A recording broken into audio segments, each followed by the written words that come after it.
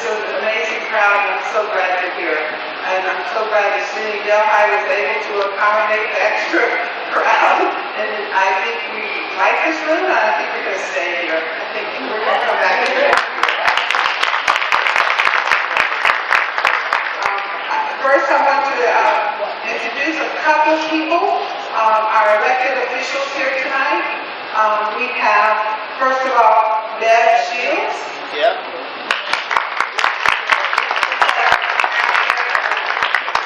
We have Deborah Goodrich.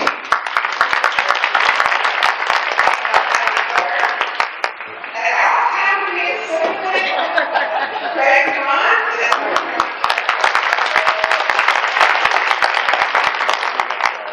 We're going to introduce our candidates. Once everyone is served, because we don't want to put our names up here on the side. We'd like to start with an invocation. Ms. Marshfield. Karen Marshfield from Hammond will lead us in our invocation.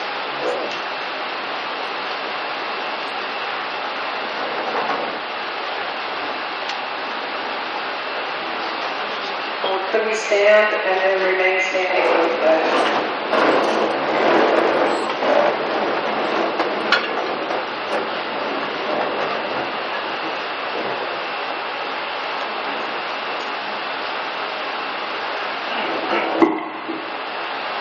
Good evening.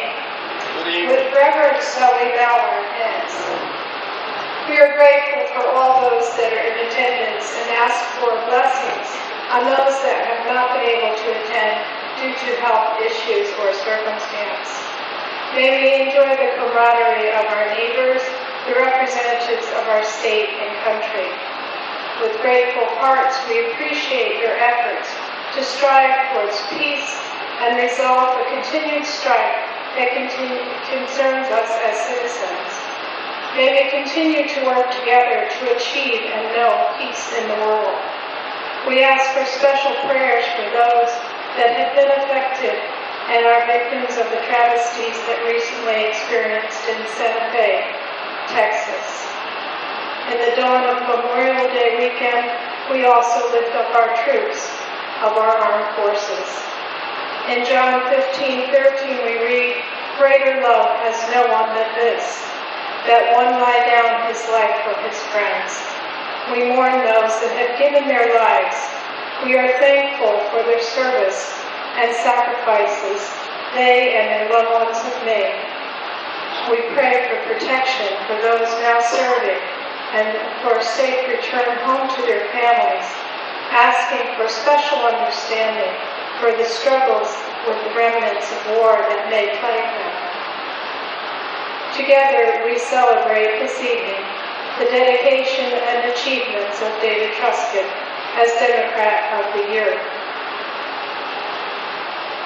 Help us to understand the intricate balance of our earth, and now we remain and restore that which is in danger.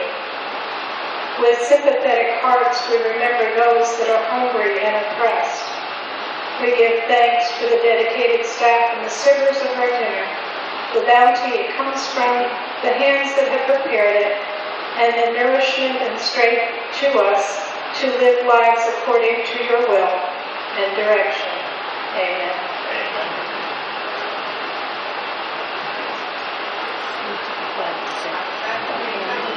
To the flag of the United States of America and to the republic for which it stands, one nation, under God, indivisible, with liberty and justice for all. Okay, I think we're ready to serve bacon.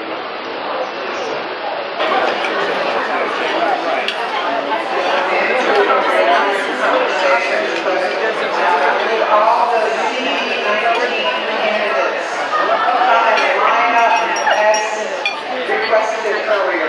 We're going to go by candidates' first names, alphabetically by candidates' first names. Alright, all line up right over here.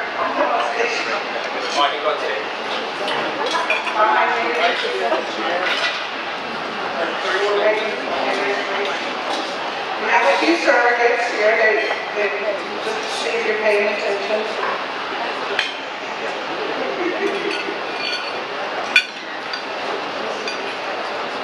I lost count of the number of candidates we have here tonight. I think I lost count at 14. So I've asked our candidates to hold their comments to 1 minute, if they can possibly do that.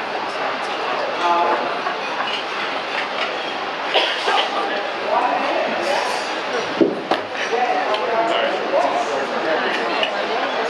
minute, yes.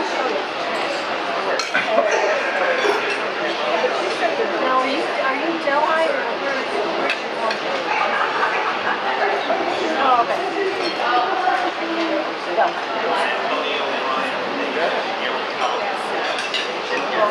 This table is a lot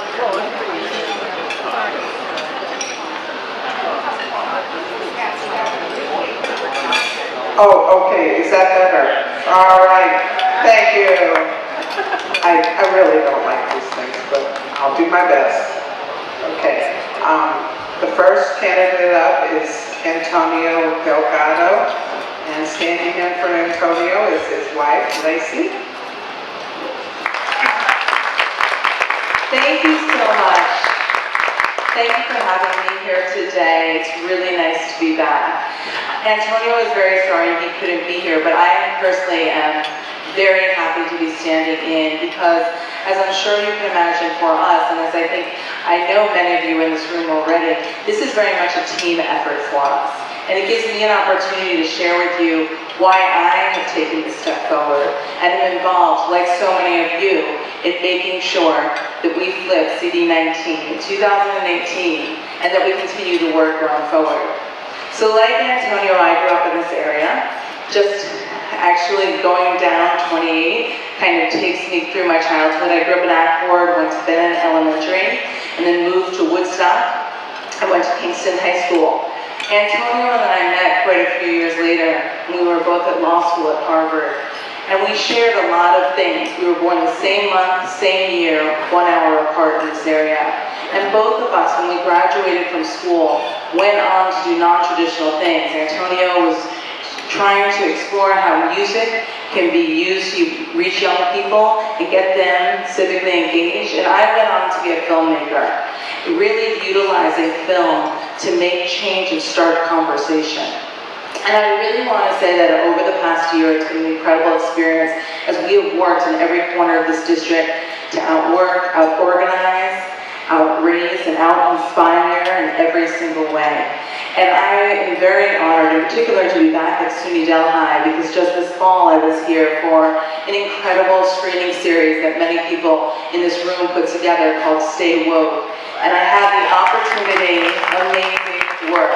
I had the opportunity this fall, and many of you were there, to really do a great conversation talking about the differences that we have between us and how we work together.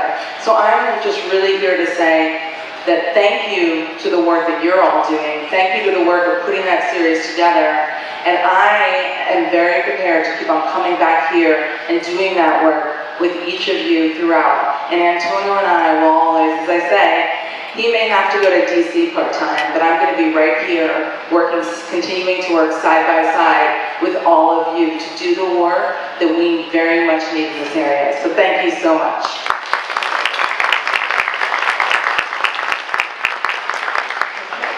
Okay. Next up is Brian Flynn.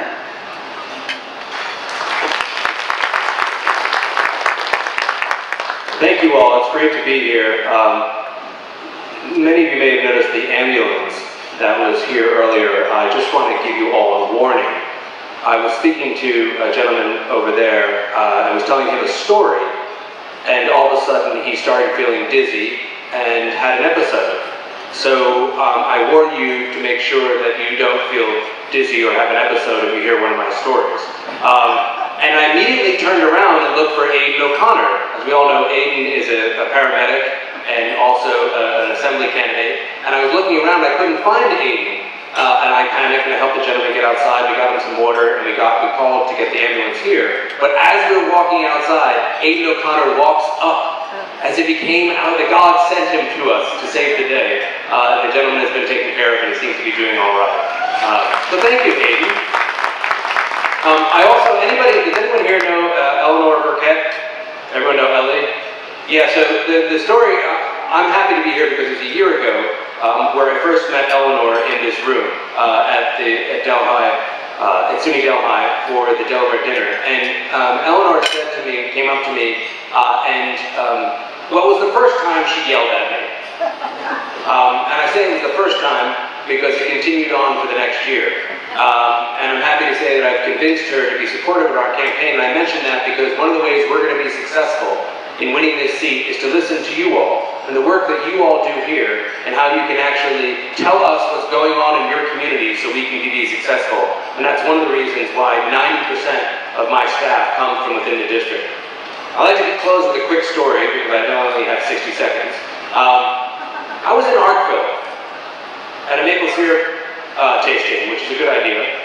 Anyone has ever been to one. And I'm talking to the maple syrup producers, and I don't think many of them were Democrats, and I'm telling them about my campaign and why I'm running for Congress, and they got kind of excited and said, hey, listen, you seem to understand our business, you seem to be someone who's actually paying attention, we would love to be supportive of you. And I said, great, that's terrific. And I started to walk away. Just remember, Brian Flynn for Congress. And then they asked that question. They said, what party are you from? I said, uh-oh, I've lost them. And I said, I'm a Democrat. And they said, well, I'm no Democrat, I work for a living.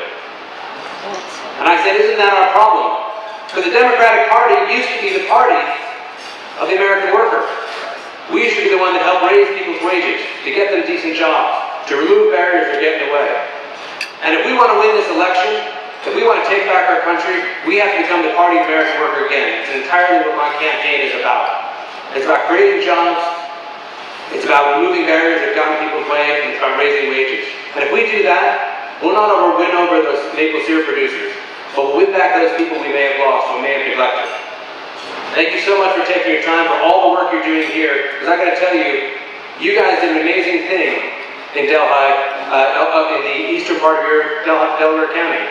You ended up winning for Aiden O'Connor. So thank you very much for everything you did.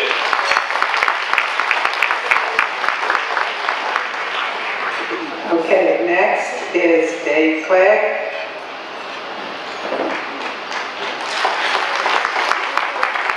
Dave is unable to attend, but on his behalf, thank you to the organizers and also to Dan Dashler, who is starting a Young Democrats Club here. Who's starting a Young Democrats Club. Can you hear me in the back? Are you deaf in the front? He's starting a Young Democrats Club here on this campus. Thanks. A lot of the candidates, like Dave, are saying that they want to have Medicare for all and build us the infrastructure that we need and have green-collar jobs. Many voters and volunteers trust Dave Clegg to actually deliver on that. Why? In his 37 years living here in York 19, Dave has touched the lives of thousands of residents.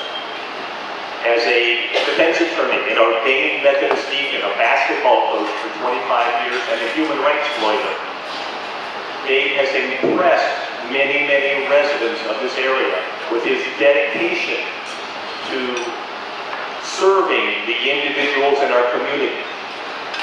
That's why so many voters support Dave Clegg. His decades of service here have built a web of trust that cannot be cut by Republican attack ads or mountains of birth or money. We climb mountains like those. Our next peak is named Congress. Please join us. Thank you.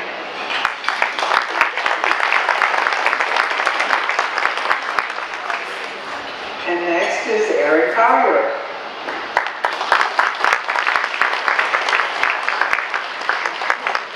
Hi everyone, thank you so much for coming tonight. It is such a pleasure to be here and to meet so many of you in person and have a chance to really talk. For those of you who I didn't get to talk to yet, just a quick introduction. I'm from Cooperstown, not far from here, and my family has been living in the Cooperstown area for 8 generations. So since the 1700s, my family has been living there. We have some very strong and deep roots.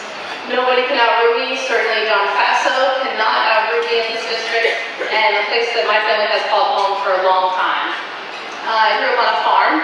My family's been farming for 5 generations. My parents both grew up on a dairy farm, and they wanted to raise me and my brothers and sisters the same way that we've been growing up in my family for generations. So I grew up on a farm, working farm, about 40 cows, a lot of work.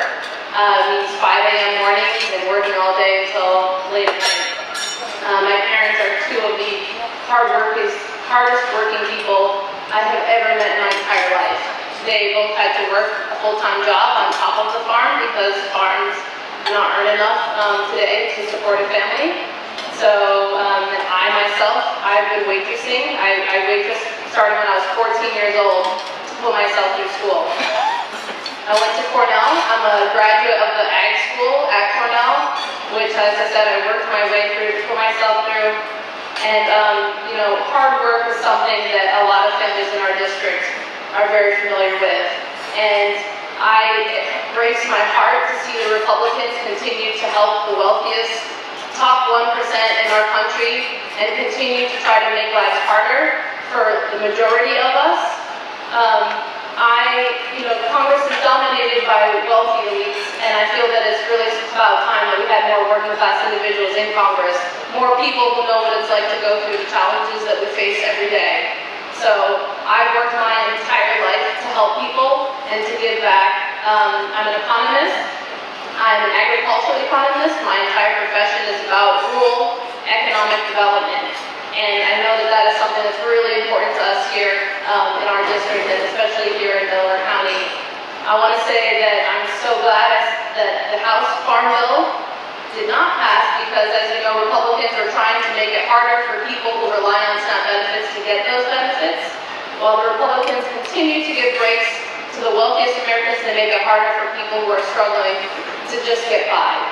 So I'm really glad to see that that didn't happen. We need more support for vulnerable families and more support for farmers put in that bill, and I will fight very, very hard if elected to do that. I will fight very hard to make sure everybody has access to health care, everybody has access to living, decent wages, and that we have more job creation right here in Delaware County. Thank you so much. And next is Gareth Rhodes. Well, thank you very much, Kathleen. Good afternoon, good evening, Delaware County Democrats. I just want to make sure that everyone said happy birthday to Kathleen at some point. It's her birthday week. Make sure if you haven't already, say happy birthday to her. I'm not going to ask for a song. Thank you to all the town chairs, Dave, Sue, and others who are here. The dinner smells delicious, but I have to refrain. Before I came here tonight, I was at the Circle E Diner down in Hancock. Any Hancock in the room tonight? And a little event down there, that fueled us to go up to Tompkins to knock on as many Democratic doors as we could find. It took us about 10 minutes, as Tompkins will know. And, well, I'll say 4 weeks from next Tuesday is the primary date. 4 weeks. And I know it's an easy decision for me because I know who I'm voting for. but I feel a little bit bad for all of you out there who have to make a very tough decision. I want to tell you why I believe I'm the best candidate to defeat John Faso this November. First, local roots in this community. Deep roots, born and raised here, grew up working on a farm, served as a volunteer firefighter, drilled water wells, type of upbringing that is not that uncommon for our neighbors here in New York 19. Second, a real record of government service. The only candidate running in this race who has government service experience here in New York State. I was out at Margaretville after Hurricane Irene. I remember when Smokey the Bear was up to his neck in water. You can go into the cheese barrel and see my handprint on the wall when we were helping Sue clean out her basement there. But third, I'm running a very different type of campaign. I'm going to every single town in this congressional district, all 163. I'm spending time in all 19 towns here in Delaware County.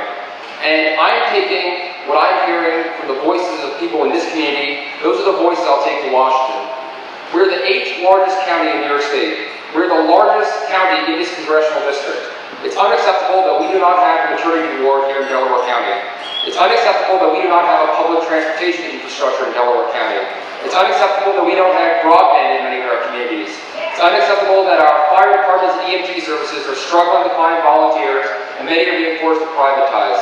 These are what I've been hearing in all of these towns, and this is what I will fight for in Washington, D.C. And John Faso knows that's a message that's going to defeat him here in Delaware County. That's why he's been attacking me from the very beginning of this campaign. He doesn't want me to win the primary. And that's also why I was endorsed by one of the largest labor unions right here in New York 19, with thousands of members on the ground, because they know I'm a Democrat, if they take on and beat Faso, and then serve Delaware County and our community in Congress. So again, thank you for having me, and I look forward to meeting you for having me already, meeting you tonight. Thank you.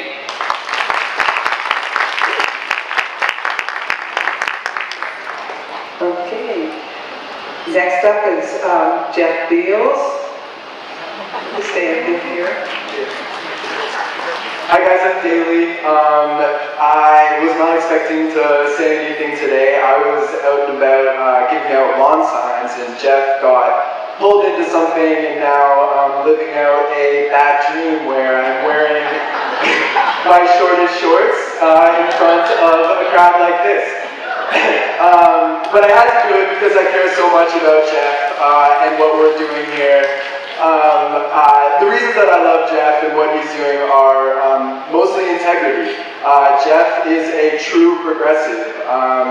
He is endorsed by the national group of Bernie Sanders staffers called the Justice Democrats. They looked at every candidate in the race and knew that Jeff was walking the walk and talking the talk. I really respect Jeff because of his 10 years of government experience. He was a U.S. diplomat. He served in Iraq and was decorated for his service. He brought together people from warring factions to negotiate for peace and create the first constitution of Iraq. So I'm pretty sure he'll do okay in D.C., in a place where it's very important to speak up and speak out and be bold behind your progressive values, which is what Jeff is known for. And the last thing is that progressivism. You can hear it when you watch Jeff's videos, when you hear what he's talking about. He has a deep understanding of these ideas. No consultant needs to tell him that he needs to, favor Medicare for all. Jeff favors Medicare for all, single-payer health care, student debt forgiveness, a federal jobs guarantee, down the gamut in terms of a true progressive. That's why I'm on his campaign, and that's what I'm proud to be doing it. Thank you.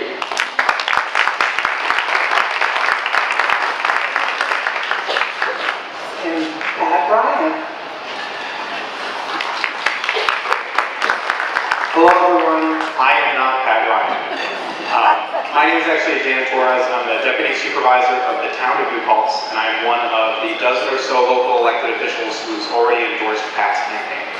And the reason why I did that, and why I think a number of my colleagues have done that, is because when Pat talks about issues relative to public education, he talks about it from the perspective of someone who went to public schools in this district, and his mother was a school teacher in our district for 20 plus years. When Pat talks about issues relative to small business, he talks about it from the perspective of someone who started their own small business and whose father ran and operated a small business in this district for 20 plus years. And And when Pat talks about issues about weapons of wars in our street and gun violence, he talks about it from the perspective of someone who graduated from West Point and someone who carried those exact weapons for 27 months in Iraq. I think that Pat has what it takes to win this seat and to stand up to Donald Trump. And that's why I'm supporting him, and that's why I hope you guys support him as well. He was hoping to attend today. He had a family emergency at the last second. And I was happy to drive the almost 2 hours from New Paltz up here today to be able to talk on his behalf. Thank you.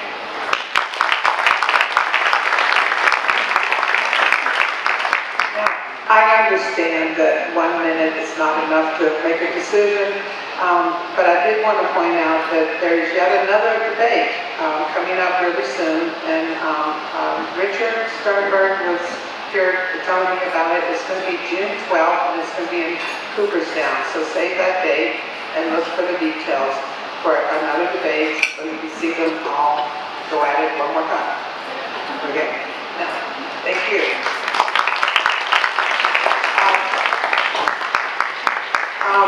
I'd like the Assembly District candidates to come up, and followed by our State Senate candidates.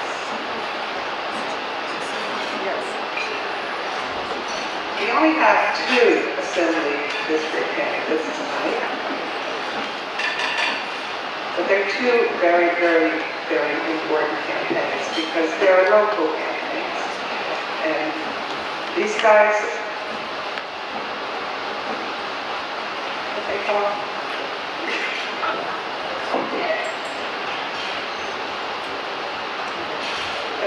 all right, first up is Chad McAvoy for our 101st Assembly District.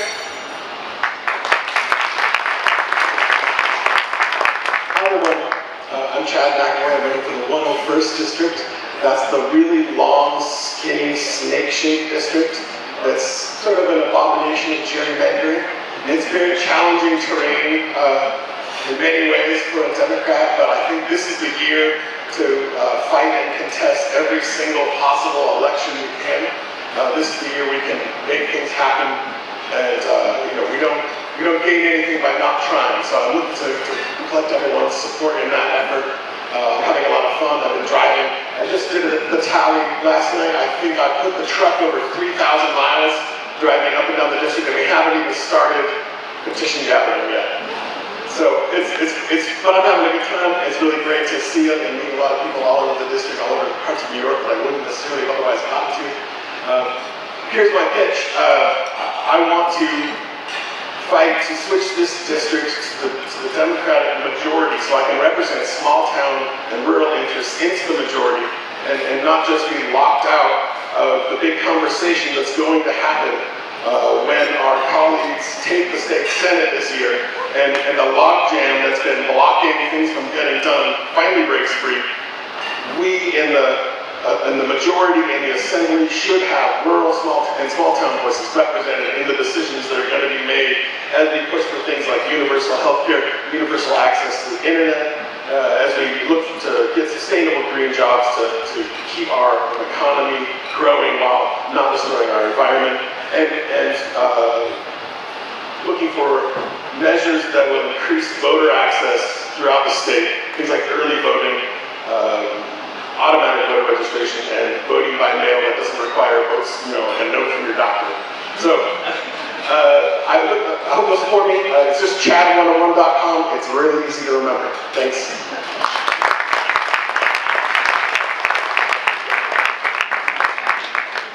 Here's our very own emergency. Aiden O'Connor has already won Delaware County once. We're looking for him to win even bigger next time, so here's Aiden. Good evening, Delaware County. I have to start by saying I wholeheartedly thank you, the eastern towns of Delaware County and the friends that we've made throughout the county in the last couple of weeks. We've won Delaware County. Let that resonate for a second. It's amazing. Absolutely. It should be. For those I've met, it's great to see you again. For those I haven't met, I hope to get to know you over the next 6 months. I am from Greene County. I live in the town of Durham. I was a volunteer EMT who rose to become a paramedic who teaches at SUNY Cobblesville, Harriet County. 5 years ago, I was fortunate enough to become a flight paramedic, so I have actually landed every single one of the counties that the 102nd Assembly District represents, which is 7 of them all together. And I'm currently a Greene County legislator and the minority of the Greene County legislator. A lot of people poke fun and say, well, it must be nice to be minority leader of 1 in the Greene County legislature, but I assure you there's 6 of us, so we're making ground. I'll bring you back real quick. 3 years ago, I went to the chair of our Democratic county, and I said, I would like to run for county legislator. And she had 2 questions for me. She said, first, are you old enough to vote? And I assured her I was, and I grew the spirit. And the second was, she goes, are you sure, do you know that you're a Democrat running in a very red Republican district? And I said, I do, but I want the message every time we knock on someone's door to resonate with the fact that we are looking to make people, to make our communities the best they possibly can be. And I won in a Republican district 2-1 to Democrat. We won the county legislature. And when the state assembly spot came up, they called and said, Aiden, would you be interested in running? And I looked at the data and I saw how much work we have with healthcare, with broadband, with education. And I said, of course I would. And we went to the state and a few people said, Aiden, we wrote this district off. This is a Republican district, it's a Republican stronghold. And I am here to tell you that in 2018, anything is possible because President Trump won the 102nd Assembly District with over 20 points. And I came 161 votes out of 20,000 short of winning the 102nd Assembly District. Just goes to inspire us that this November, in just 5 to 6 months from now, with the group that we have running between the state assembly, the state senate, and our congressional candidates pick, we have the team to win. And most of all, look around this room. This is my 3rd dinner in the last 2 weeks, and they're all sold out. They're all packed. With the motivation of you to call people, to do postcard parties, anything is possible. And I took a 20-minute nap last week, and I will be running again in November, so we are all set. And I look forward to your support and anything I can ever do to pay it forward, because many of you helped out with postcard parties, phone calls. Please reach out, aidenforassembly.com. And our mission and our vision stays the same. It's helping people. That's all we're going to talk about between now and then in every capacity and making our communities best as we can. So thank you all very much.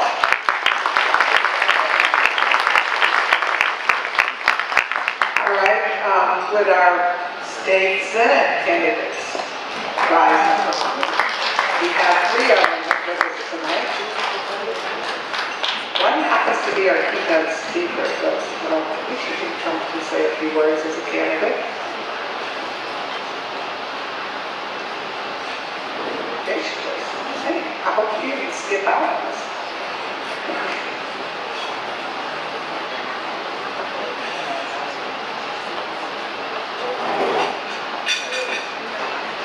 We'll go numeric this time.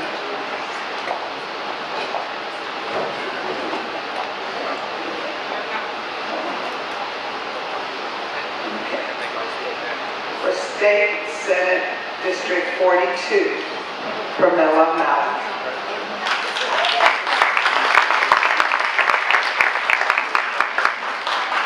Hi, how are you? I didn't know I was speaking, but I will talk anyway. I can talk for a long time. On my Mother's Day post, my son posted, when in Rome, drink some wine. When giving a speech, finish on time. And I'm trying, I'm learning. I'm trying very hard. So I'm Pramila Malik. I'm a community organizer. I'm a mom.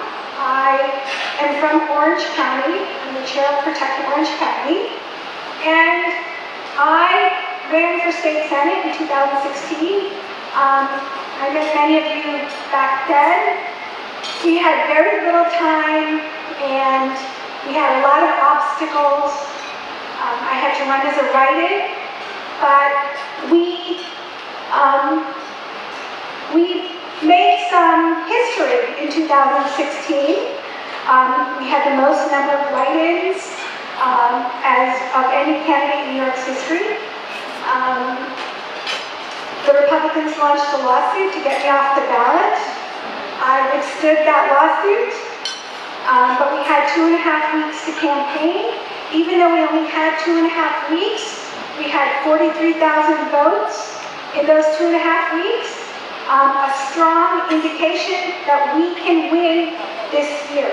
And we have a rare opportunity this year for Progressive to win a purple district. I have bipartisan support in Orange County because I have been vocal about bipartisan corruption. And I have the respect and recognition of people throughout the district to win this race. So I am ready to win this seat and turn SB 42 blue. Are you ready to win? Yes! Are you ready to win? Yes! All right, I gotta get more excited than that. We're gonna win this race. Honestly, SB 42 is a winnable race, and I'm gonna stop soon. Annie Rabbit is the Republican opponent.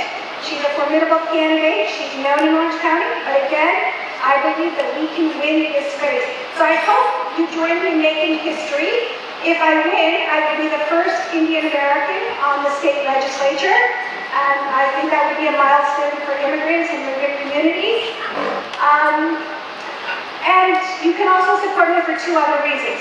September 13th is my birthday, and I'm from Delhi in India, and you're from Delhi.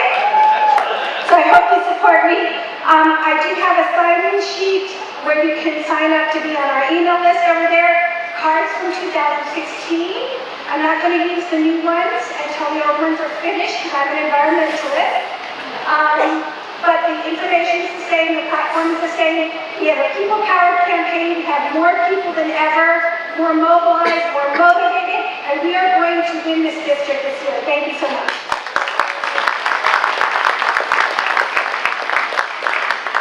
And our next candidate for State Senate 42 is Jen Metzger.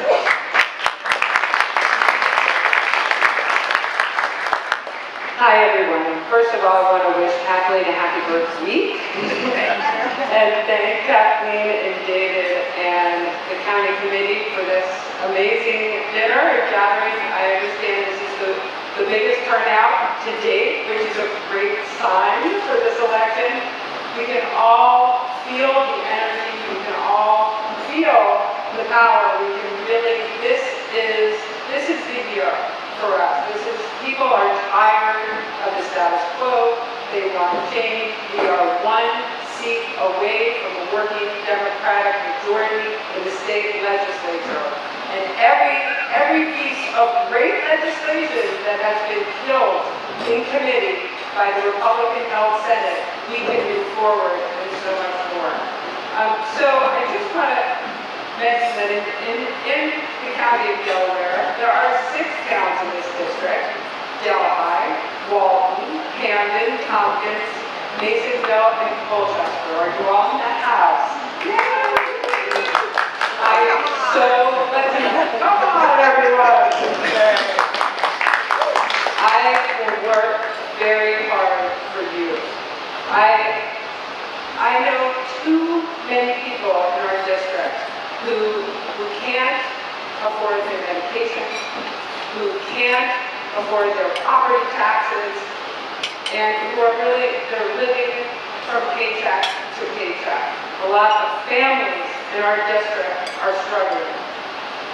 I have a very personal understanding of these hardships, both from my own experience growing up and from the day-to-day work that I do in my community.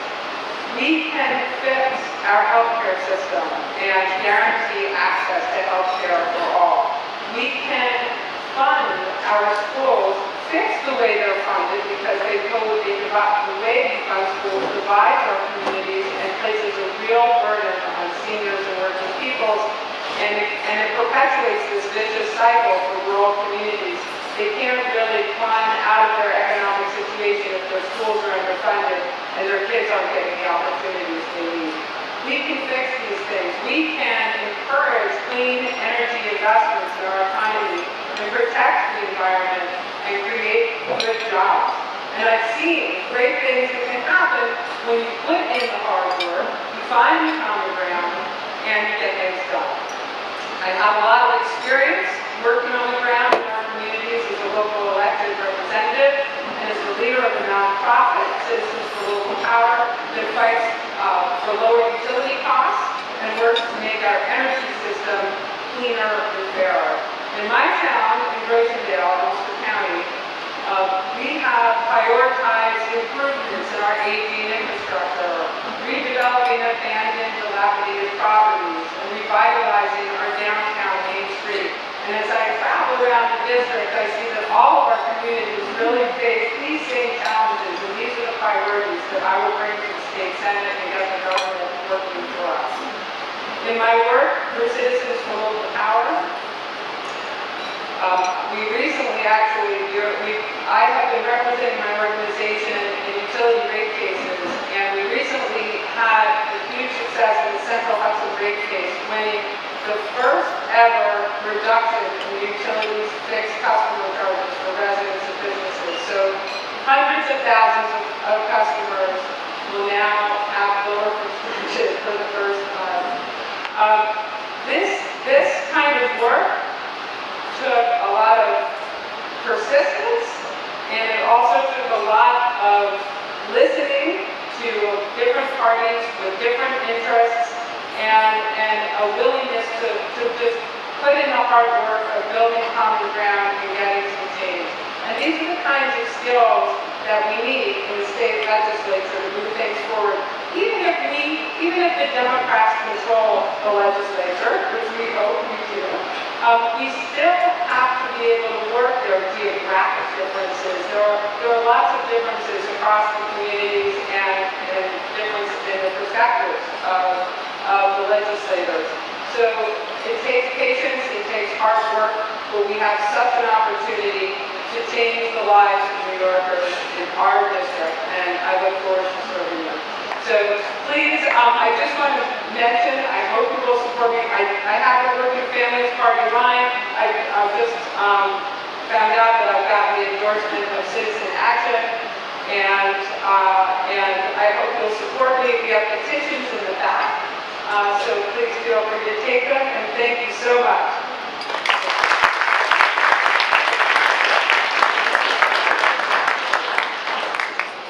I'm going to say a special thing for St. George, because she is a special lady. She is our first ever Democratic woman running for state senate from Delaware County.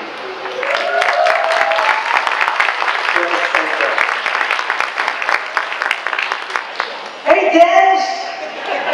How's it going? All right. This thing has an echo, doesn't it? All right, so I'll make this very short and very sweet. I'm a fledgling politician, never planning to run in my life. My husband keeps reminding me it was not on our bucket list. Nevertheless, I will promise you two things. I will comfort the afflicted, and I will afflict the comfortable. Thank you.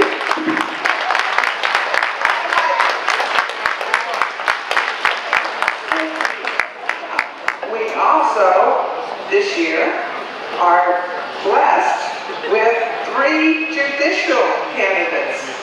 The 6th District of the New York State Supreme Court has an opening, and there are 3 very talented women challenging each other for that position.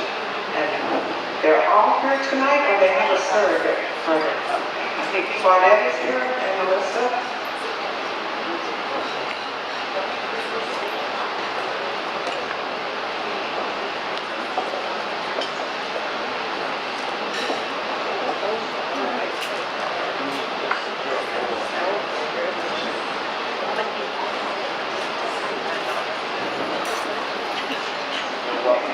Elizabeth was not able to be here tonight because she is accepting an Alumni Achievement Award from her alma mater tonight. So that's the hard stuff. But next. coming here tonight with us is Claudette Newman. Thank you. I'm running for Supreme Court judge. Supreme Court is the highest level trial court in the state of New York. And it's such an important position that the term is for 14 years. So it's really important that you elect the best qualified person to be the next judge. I think I have the right qualifications to be the next judge. I started out in private practice. I had experience in everything from personal injury to criminal law, family law, and surrogate court. But for the last 18 years, I've worked exclusively in the Supreme Court.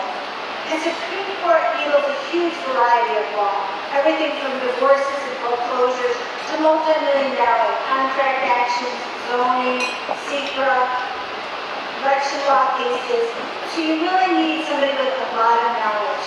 All those 18 years, I can bring that knowledge. I continue to work in Supreme Court today. I also have judicial experience. And wouldn't you like somebody who has already been a judge? I've been a town judge since 2012. I ran twice unopposed. You know, I became a town judge when the town board asked me to because they needed somebody to fill in for a retiring judge. I consider it community service. I love dealing with people. You know, a lot of people who appear in town court are not represented by an attorney. You see that also in the Supreme Court. And those are the people you need to take time for. Explain the process to them. Explain procedures to them. I have experience doing all of that. The Supreme Court judge who retired, Kevin Dowd, I worked for him. He has endorsed me. The Shenango County Democratic Committee has endorsed me as well. I hope to gain all of your support and to get a chance to talk to you later. Thank you.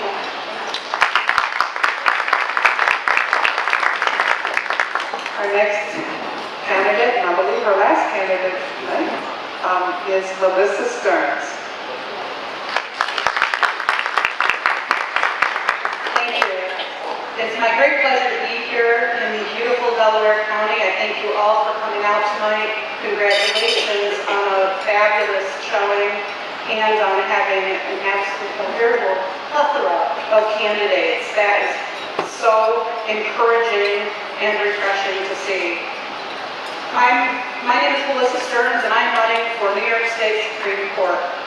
I started my career in law in earnest in the district attorney's office in Madison County. I was a prosecutor there for 12 years, the last 6 of which I was the first assistant district attorney. Very small office. There's only 4 full-time attorneys, at least during my years there. And as such, you either became a very good trial attorney very quickly, or you moved on to other legal endeavors.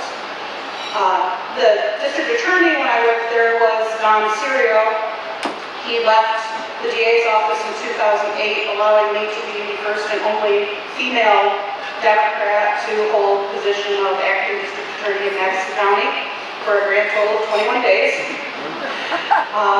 So I am a bit of an historic figure over in Madison. He took a position with the Court of Claims, and we were lucky enough here in the 6th Judicial District to have him appointed to us as an acting Supreme Court judge. And I say lucky because we only have 10 judges allotted to our entire district. And in theory that sounds great because there's 10 counties, 10 judges, but it doesn't work that way.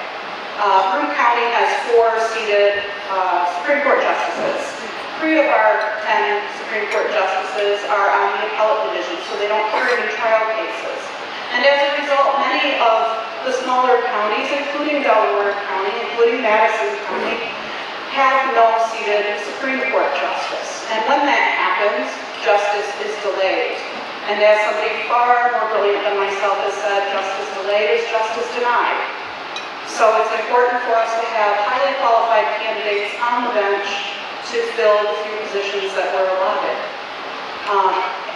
For the last 10 years, I've been Judge Serio's principal law clerk.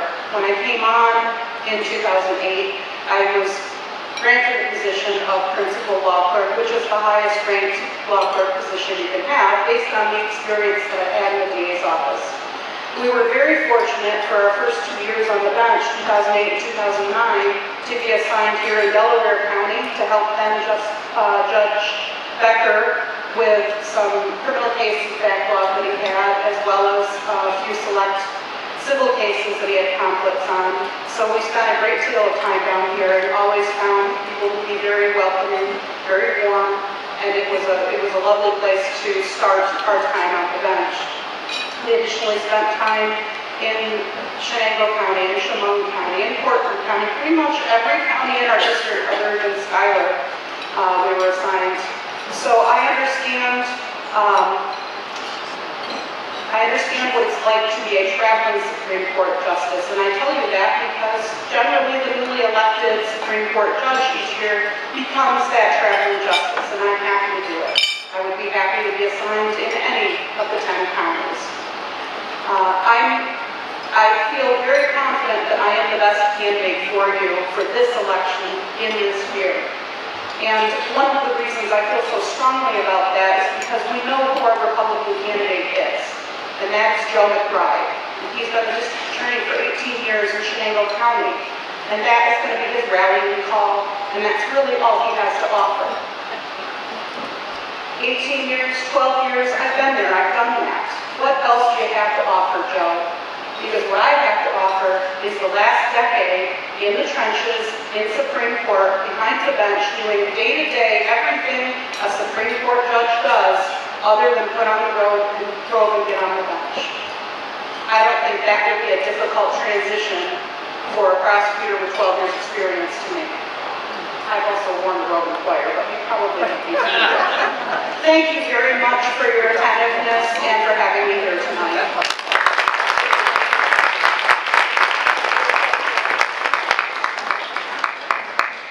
Okay, I'm noticing that everyone has partaken of the dessert table and coffee. So can we move on with the program? Is that okay? Okay. I'd like to invite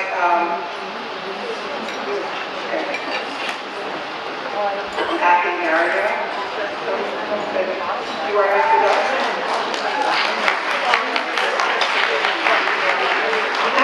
Kathy Mario has the distinction of being the person who invited me first to my very first Delaware County Democratic Committee meeting. It's all her fault.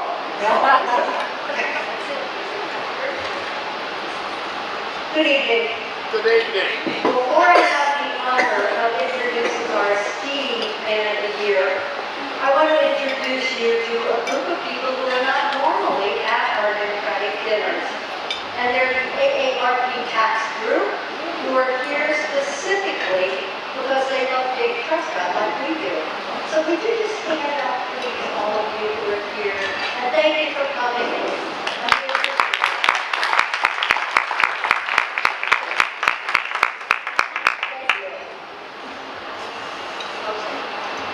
You can hear me, right? Everybody can always hear me.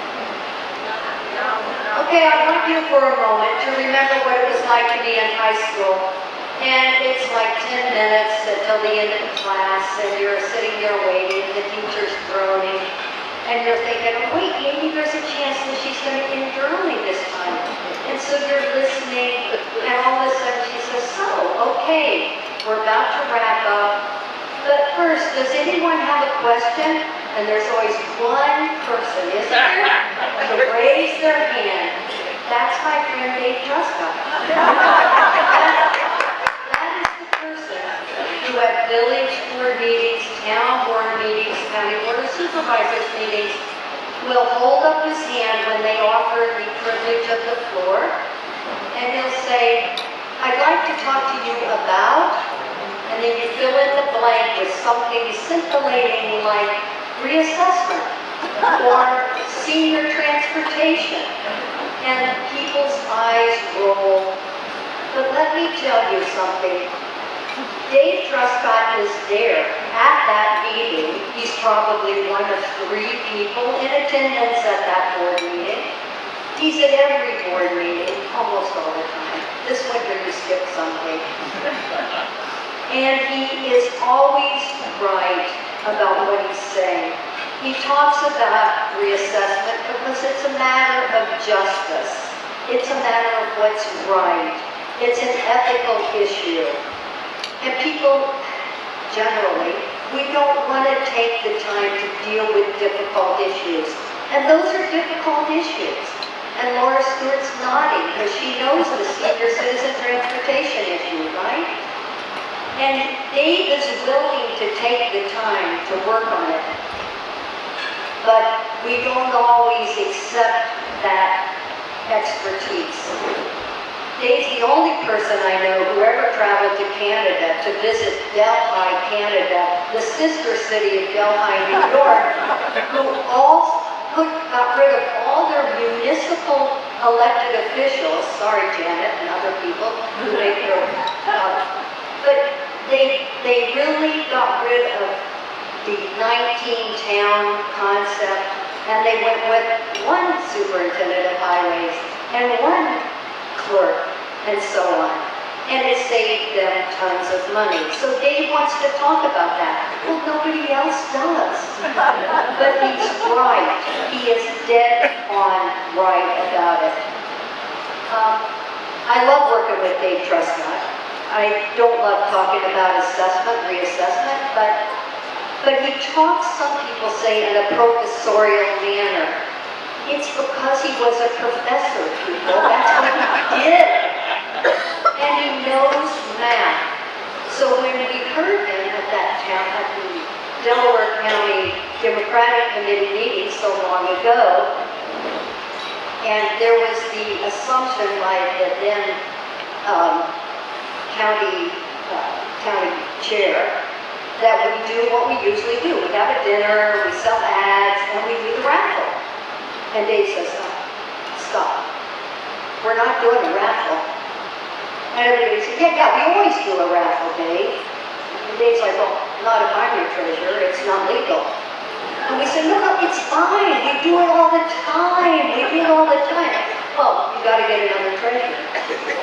This is Dave Truscott, and this is why you want him on your side, and this is why I'm proud he's a Democrat. I would not want him to run against me. And I really, really am so happy that you're the honored Democrat of the Year this year. Thank you and congratulations.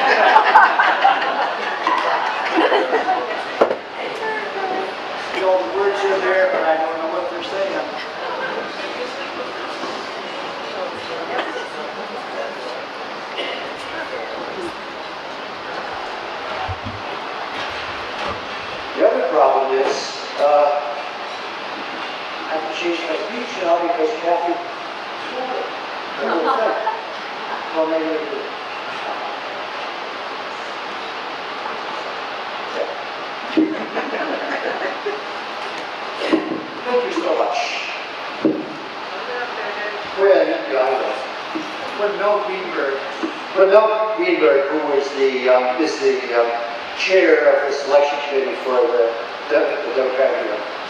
When he called me in March to say that I'd been selected for this award, I was speechless, so to speak. It never occurred to me that I might be in contention for such an honor, or it's my turn. Never thought. I mentioned this to my friend Kathy, who I had no idea was going to be standing here, so the reference to Kathy here is some of the Kathy. Okay? I mentioned to my friend Kathy about being speechless, and she said, you've said lots of provocative things in the past. You'll do fine. Go for it.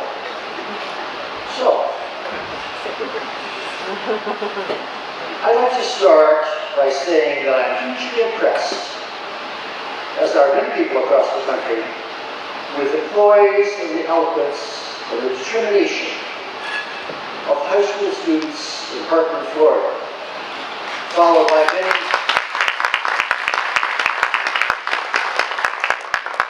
many of their peers across the country. We were impressed, certainly I was, by their assertion of never again, and the impact that they had on politicians and discussion about mental control. But it has happened again, this time in Texas, only a few months later, and it will continue to happen again and again, and you know it, again. When such an event restarts the debate over gun control, the talk is quickly diverted to such relatively trivial things. Should the age for purchase of an assault rifle be raised from 18 to 21? Should armed resource officers be posted in every school? Should education be given a baseball bat? That is the first order of defense of their students. These are petty, ancillary issues that divert the discussion from the central issue, which is guns and gun violence generally. For as horrific as killing of students in schools is, and I certainly don't minimize it, if only because I have 6 grandchildren of my own, the killing of school children is kind of a canaries in the coal mine situation. Perhaps a couple hundred school children will be killed in 2018. But that pales in contrast with the perhaps 30,000 people altogether killed by guns in the United States in a typical year. Most of these other gun deaths, and many more injuries, occur in 1s and 2s and 3s, and are scarcely noticed outside the community where they occur. Our country is awash in guns. The U.S. Congressional Research Service estimates that there are 300 million, that's 3 with 8 zeros on it, 300 million guns altogether. So it should be no surprise that a relatively few of them will be misused in murders. The bigger surprise, to me at least, is that it's not even worse than it is. We are so used to reading about big numbers, the budget deficit, the distance to Mars, whatever, that we seldom try to visualize how big they really are. As you know from my geography here at the booklet and from things Kathy said, I make my living talking to students about numbers. Numbers are friends of mine, so to speak.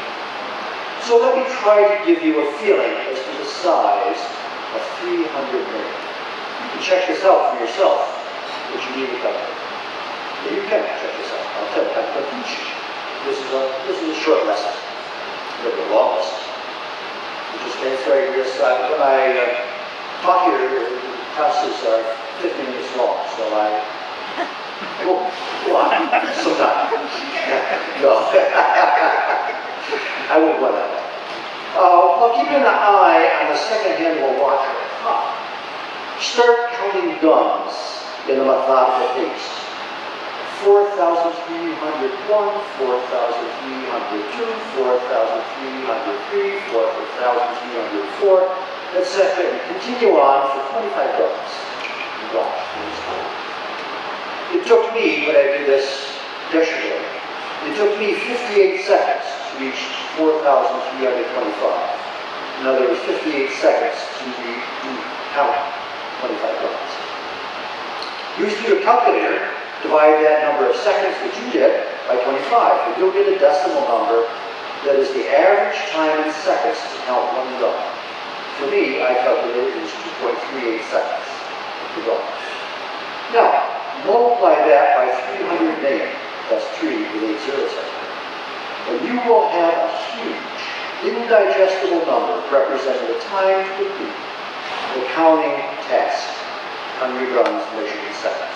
which is impossible to visualize. Divide that by 60 to change the seconds to minutes. And divide that by 60 again to change the minutes to hours. Still a big number. Divide that by 24 to change to days. Still big. So divide by 365 to change to years. And you will discover that it takes about 22 years to count to 300 million guns if you counted the same methodical pace that I counted.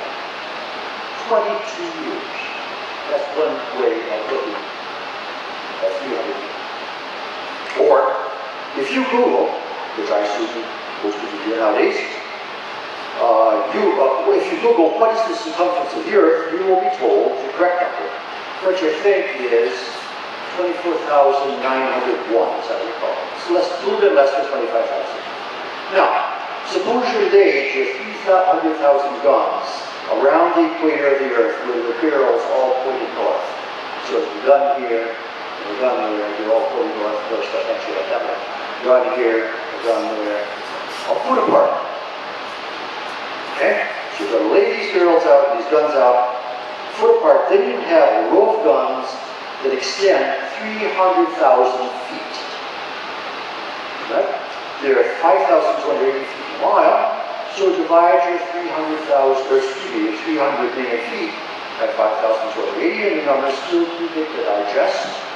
So divide that number by the correct circumference of the Earth, and you will discover that your row of guns, 1 foot apart, will circle the Earth 2¼ times. No wonder it will take you so long to count. As a final illustration, buy a roll of pennies at the bank, which I did a few years ago. There are 50 pennies in a roll. Measure the length of the roll with a good ruler, being careful not to exclude the paper over the end, so you have a real measurement. I measured it to be 2 3/16 of an inch. Change the fraction to a decimal, and then divide that by 50, and you will find the length of 1 penny, the thickness of 1 penny. Multiply that by 300 million. That's the length, that's the height of a pile in inches of your guns. You will stack one penny for each gun, stack up your 300 million pennies, you got a big pile. How big is it? Awful big. Divide that by 12 to change the inches for feet. You divide that by 5,288 feet per mile. And the result is that the 300 million pennies, 300 million guns, stacked on top of each other will be about 266 miles tall. That's a little bit more than the height, the orbital height of the International Space Station. Just another visualization of what 300 million is. So, I've given you 3 ways to visualize what 300 million guns, 300 million US guns look like. My question is, why the hell does America need 300 million guns? Why do we need any more guns? I mean, they're making more all the time. This obviously can't continue forever. So when is it going to stop? And how? This is an immensely complicated, emotionally and contentiously argued issue, and there clearly are no simple solutions. I understand. But somehow, the tide has to be turned to a more sane direction, because the direction you're going is not sane. I have just been recognized for you, by the committee, by NAFTA especially, as the most important person in Delaware County, and I thank you for that honor. You laugh. But if I were the emperor of the whole United States, I would impose 3 decrees regarding guns. These 3 decrees are for civilians, not for police officers, not for military personnel performing their legal duties. First, no gun of any category shall be manufactured, imported, sold, or possessed that has a barrel length of less than 24 inches?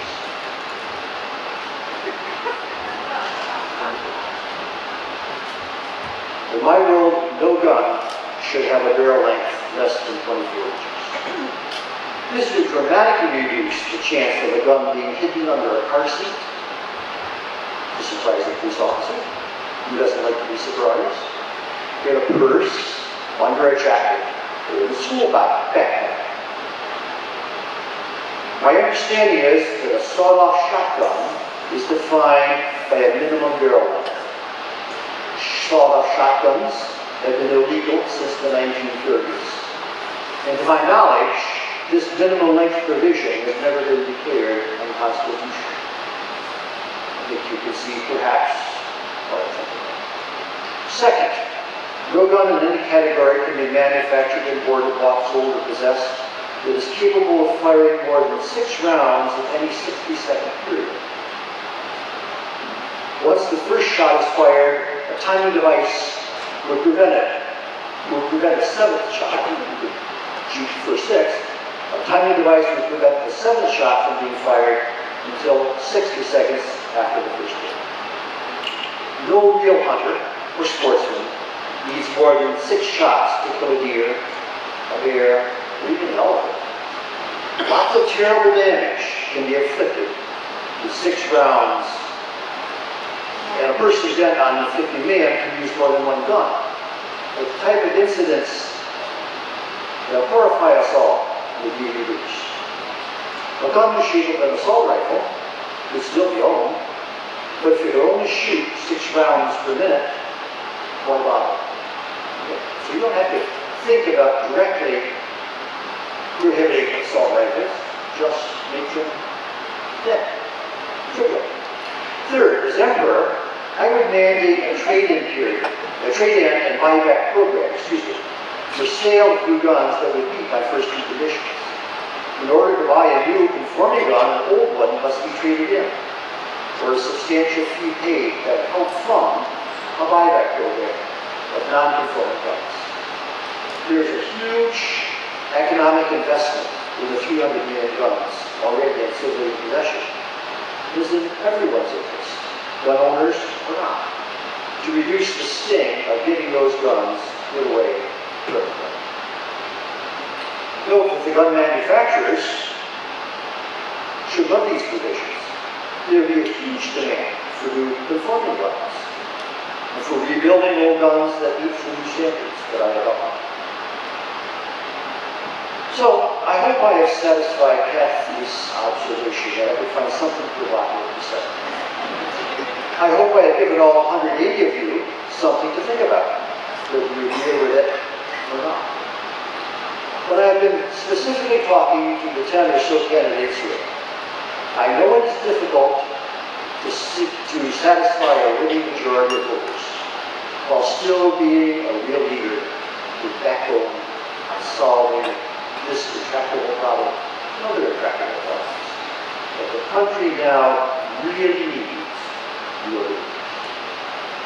Finally, thanks to the Delaware County Democratic Committee for honoring me as the Delaware County Democrat of the Year. Thank you so much.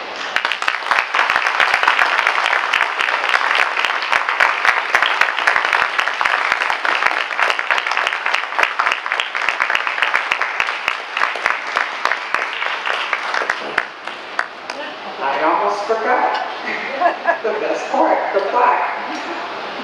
Thank you, Dave.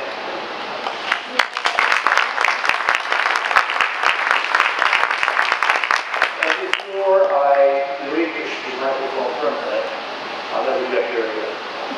I want to tell all of you who are grandparents or who are parents what a great place Hill High College is.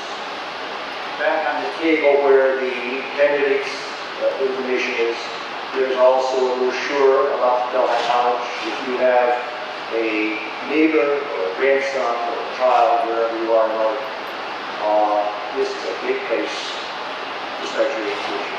We have so many great, excellent programs that I hardly encourage you to think about.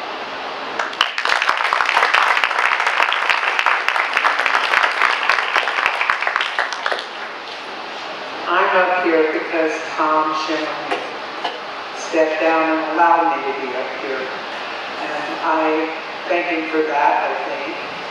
He's sitting back somewhere. There he is. Enjoying not having to be up here. But I would like Lisa Tate to come and introduce him for us.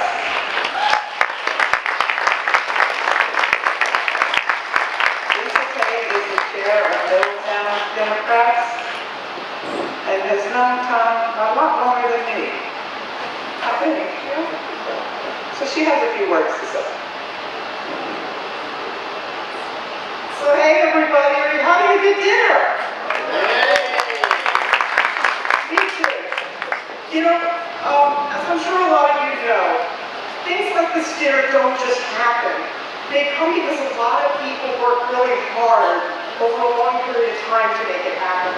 And we're really lucky in Delaware County that we have such a good team of Democrats. But you know, it's more than just 1 year. This happens over a period of time. Things are built over a period of time, and we stand on the shoulders of the people who have put in the work over the years.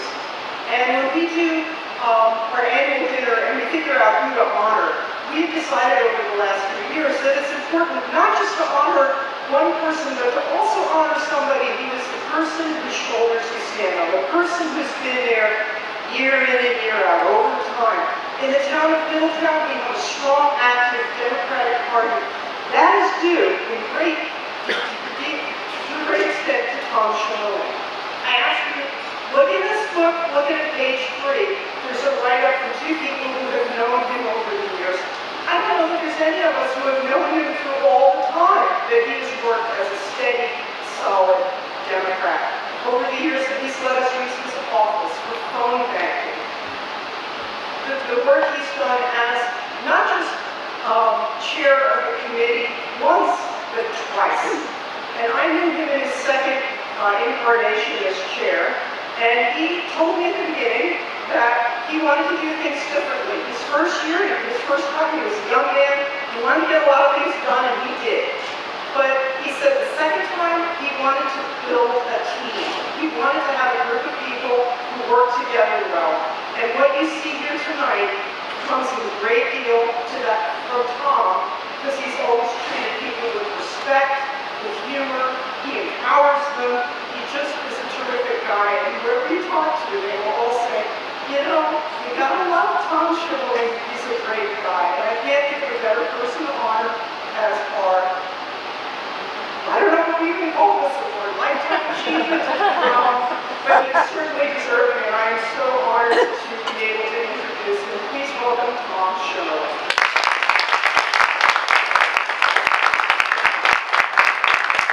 Hello, Democrats! Hello, Democrats! I see things are like completely falling apart since I left being chair. Boy, I've never seen a group like this here. This is really amazing. This is very exciting. When I was in high school, they had this Chicago 7 trial, some of you might have read about in the history books, and the lawyer involved, his name is William Kunstler, and he's the person really that I wanted to emulate, and I decided to become an attorney because of William Kunstler. And William Kunstler used to say, our bodies must always be where the struggle is. And I look around this room and I say, yeah, we're all showing up here, you know, where the struggle is. In 1971, I think it'd be like just up to 40 minutes, right?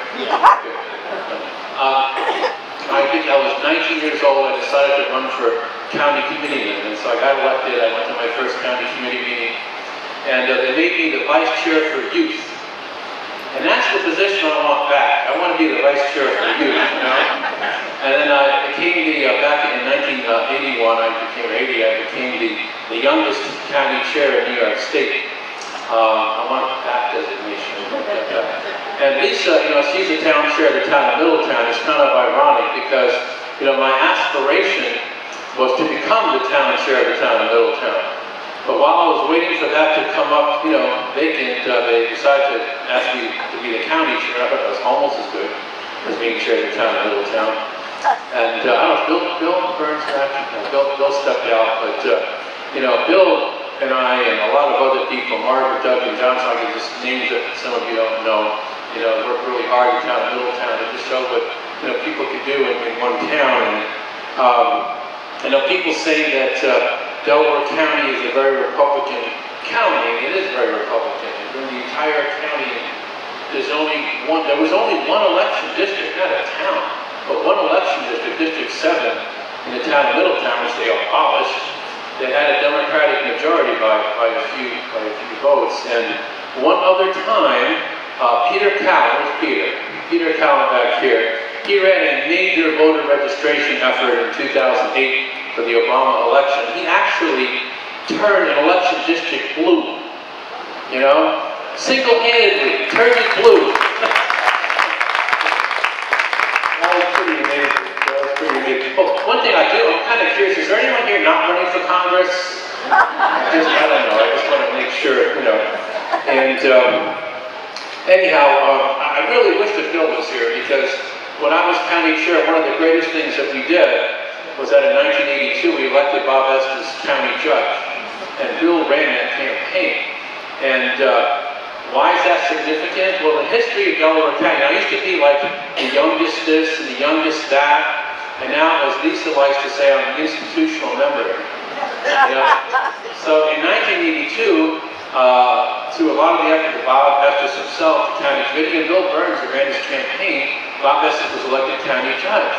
Now, you got to keep in mind, this is like the third time in the entire history of Delaware County from the 1700s, until the present, that we had a Democrat elected to county office. Sometime in 1872, we elected a county judge, and in 1932, Roosevelt landslide, I don't remember that myself, but I read about it, Roosevelt was a county judge, and Bob Estes in 1982, and Bill's run some other campaigns since then, but that was freaking amazing for us. That was really something.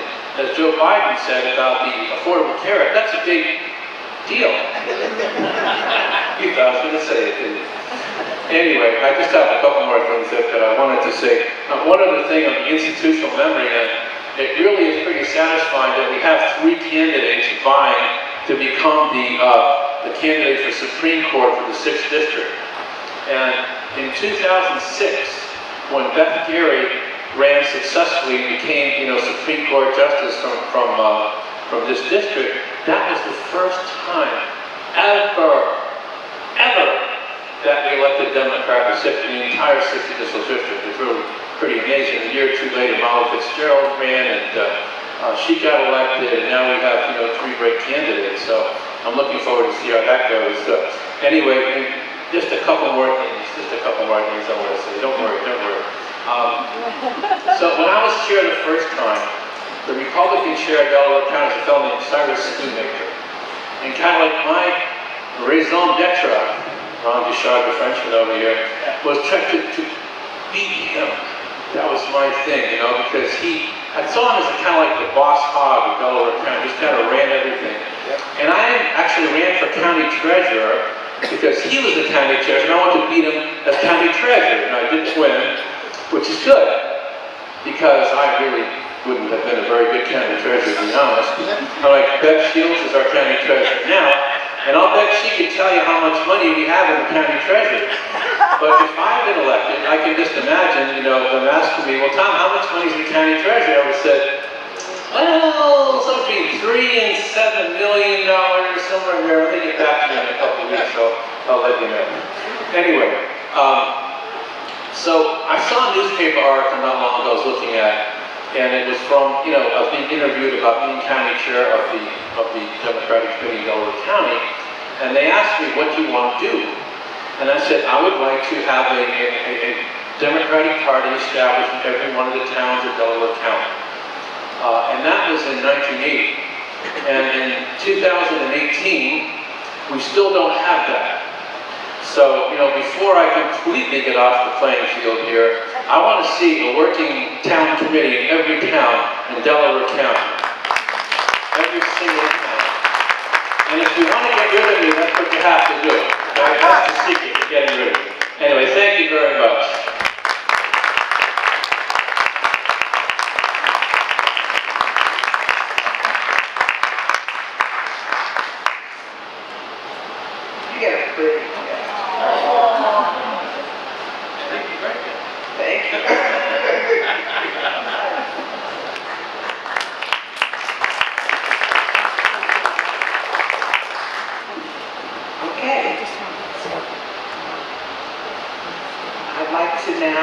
introduce our keynote speaker. As I said earlier, she's the first Democratic woman to run for State Senate of Delaware County. I'm very proud to know her. When she put her hat in the ring, everyone just slapped their head and said, of course it's Joyce. It has to be Joyce. So, Joyce, can you come up?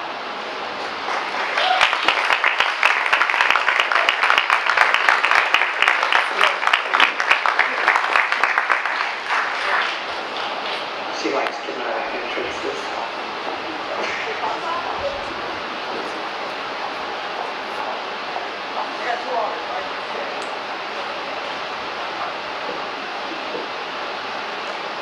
Hi, everybody.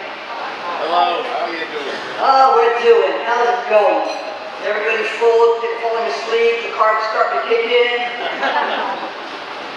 So, Kathleen asked me if I would keynote. I agreed, and I asked her what she would like me to talk about. And she said, well, why corruption, of course. And it's interesting because I was a corruption investigator, and I'll talk about that. But I did talk to a lot of very high-up politicians, both Republican and Democrat, about talking about corruption. Everybody told me, don't do it, it doesn't poll. So I'm going to talk about corruption. So in another life, I was the first female to join the Attorney General's Special Prosecutor's Office in New York City back in the 70s when Serpico had testified about pervasive corruption with policing. And the governor at the time, Rockefeller, mandated Louis Lefkowitz. Anybody remember that name?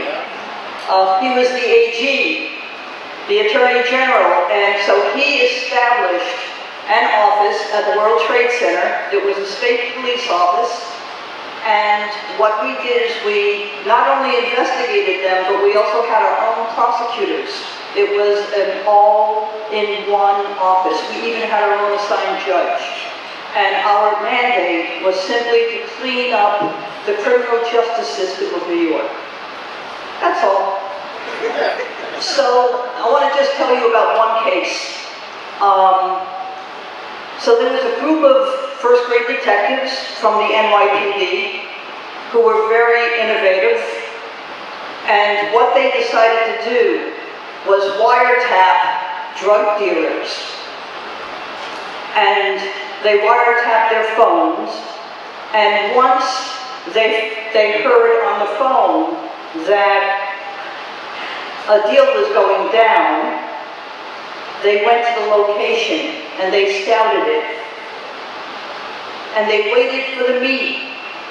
And as soon as everybody showed up, the drug dealers and the people who wanted the drugs with the money, what they did is they took the money and the drugs and locked everybody up. And then they put flour in some bags and made that the evidence, and put that in the evidence locker at the property clerk's office. That was corruption, right? That was corruption. Today, years later, corruption is not the same thing. We've legalized a lot of it. It's become a lot more nuanced, and it's corroding our government, it's corroding our democracy. Today we see lobbyists who are able to give gobs and gobs and gobs of money to elected officials to sway their decisions. We're able to look at Citizens United, change the whole playing field of the political arena. We look at the LLC loophole in New York State that allows thousands of companies to get away with tax incentives. We look at dark money like Robert Mercer's, the billionaire whose funding Cambridge Analytica and Reclaim New York. We also look at the way in which we're gerrymandered and the fact that in 2020, we get to redistribute our districts. But the fact that we are so gerrymandered throughout the whole country, not just here, but the fact that we're so gerrymandered at this point dictates that we very, very rarely have a great election. Elections are really, really swayed in many ways. So, the New York Times, about a year ago, put out a nice article that said, New York is #1 in corruption in the United States. We're #1. We're #1. So I just want to tell you what the problem is with talking about corruption. It doesn't hit home. You don't understand the consequences of it. But it affects us all. It takes away resources and services. Police departments, fire departments, emergency services can't get the budgets that they need unless they're favored by a politician. Otherwise, they're on their own. We have an increase of poverty, an increase of health and health illnesses, where hospitals are just overloaded. We have poor health and we have poor environments, where companies are allowed to dump all sorts of stuff into our rivers and our streams and, you know, this beautiful place that we have we call Earth. And so we don't look at the decisions that are made because money is passed and how it affects us, but it does. It also stagnates our communities, if you think about it. So for instance, I'll give you an example. We recently at Margaretville Hospital and nursing home, we were able to get $250,000 from our senator to put in a new roof. Now that's wonderful news. I used to be the chair of the hospital and I'm always grateful whenever we get anything. But if you go below that roof and you go to the pharmacy and you watch people paying $60, $70, $80, $90 for a copay, or if you go to the emergency room next door and you watch families shaking because not only are they worried about somebody who's in that bed, in that gurney, but they're also worried about the $2,500 deductible they're going to have to cough up. This is where corruption gets us. It's so subtle, we don't pick it up. It's so amazingly subtle. And we have all contributed to it by accepting it. I look at Article 421. Now, nobody knows about Article 421. It was a law that was established in 1971 by the state for New York City, which at the time was going bankrupt. So they gave a tax incentive for any real estate developer to come back to New York and build some buildings so that they could get back to where they were. That Article 421 still stands. Every year, developers are getting tax incentives. Every year, this year, it's costing us $1.4 billion. What could we do with that money? I just came out of a workshop on opioid addiction and mental health. Could you imagine what the prison could do if it had some money for counseling and treatment inside the prison before people got out? Could you imagine what we could do with schools that are running a deficit anyway, and teachers have to pay for their own supplies? So we are paying so that New York real estate developers don't have to. I call that corruption, I'm sorry. But that's where we're at. I look at the lobby orientation that we have, where everybody's lobbying and the money is just being thrown at people, thrown at our elected officials, so that they'll make a decision that may not be in the interest of their constituents, that very often is not in the best interest of their constituents. We have a senator here who oversees insurance for our state, and most of his money is coming from insurance companies. Now, how could somebody fairly and with principle make decisions when all that money is being thrown at them? And I don't think it's just a Republican thing. I don't think it's a personal thing. I think that we have a culture in this state that allows people to take money and get away with it, to go along to get along, to allow those little nuances to be affecting us. I was just talking about this to my husband, Frank, and he reminded me that yesterday he came home. He was delivering. We do home deliveries for our pantry. We run a pantry in Arkville, Middletown. And he came home and he was so upset. Well, it turned out that there was a woman that he ran into in his deliveries who he had not known. And her husband lost his job. She has cancer, no insurance, and she just lost her disability. And so one of the neighbors talked to Frank and said, maybe you can help her. So he talked to her, went back to the pantry, got a whole bunch of food, came back with enough food for her to feed her family. She has 3 kids. And she started crying. This is what I'm talking about.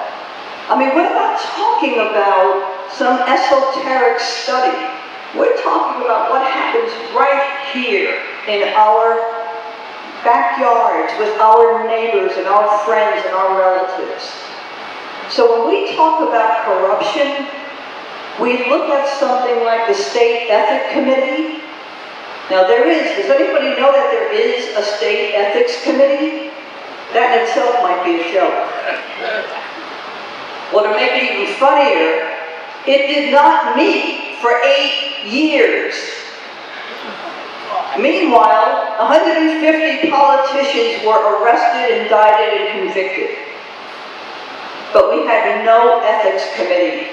And just to make it crazier, they got this thing in Albany called Lulu, and I swear that is the term. The term stands for in lieu of salary. And because many elected officials felt that they needed a raise, but they didn't get a raise, what they did is they created this budget for anybody who was a chair of one of their committees would get anywhere from $9,000 to, I think it was $46,000 for chairing that committee. So here's the punchline. The Ethics Committee chair got $110,000 for not holding a meeting for 8 years. This is what we're talking about. So I don't care if people don't want to hear it, they need to. Because we need a culture change, and you cannot have a culture change with what we've got. Who was it? It was Einstein who said you cannot solve the problem with the same thinking that created it. So we need new people. We need new people in our government. It's one of the reasons I'm running. Again, this was not my bucket list. But I know from working corruption when I was a young person, and by the way, I started when I was 6. Good, you're awake. What I know is that from studying and from working and from, investigating, I know what corruption does to a neighborhood, to a family. So going back to those innovative cops, what ended up happening was not only did the drug dealers go to jail, all of their girlfriends went to jail by virtue of association. Their kids went to foster care. So we bumped up the system. More people had to take care of family members. More people had to stay in jail, which meant it cost more money for the jail. This is the stuff that we're talking about that we never even think about. So what I would hope for is a transformation of the system. What I'd like to see is more comprehensive work on communities and towns and villages and agencies, as opposed to these little handouts that they're giving us. Oh, you got a new fire truck, how cool. Well, that money, by the way, just to let you know, is not even in the state budget. It's in a separate budget. $11 billion is in a separate budget so that assembly people and senators can give out these things. So that's what we're talking about. I want us to do something different. I want us to reach for good and not greed. I want us to put people before profits. And mostly, we need together to insist on principles over politics. If we do this, we may not have people like our friend at the community pantry crying because she needs food. We may not have teachers who have to spring for $250 worth of crayons and everything else in order to teach a class. We may have communities that are healthy. So that's my message. That's corruption. Thank you, guys.